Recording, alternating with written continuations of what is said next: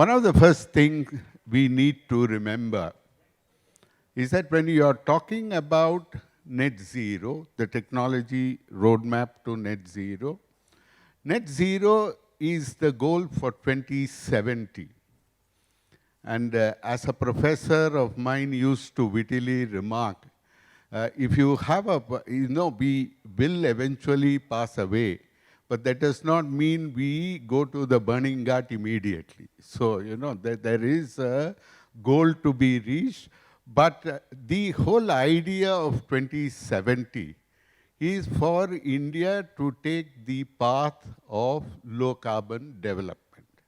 So India's transition, and I think the government of India itself has made it in a variety of ways very clear, and so did Mantriji also in his morning address.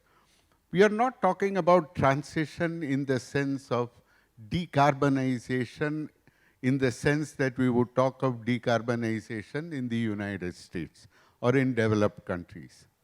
For India, the transition, we are hardly in that sense compared to them, not even a carbonized economy.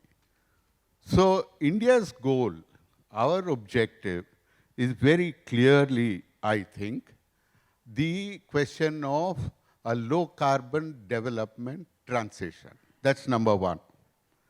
Second, along with net zero in emissions, please do not forget that this is a nation which well before net zero in emissions needs net zero in hunger, net zero in malnutrition, net zero in stunting, and net zero in gender and social discrimination.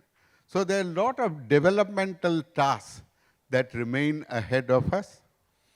Mantriji quite pointedly reminded us of the infrastructure requirement of this country.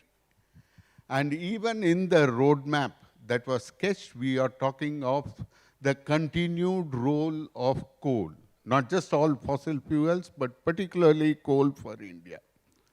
So the framework for this is again that there has to be an equitable march towards the goal of net zero for the world. All will not reach it in the same rate at the same time.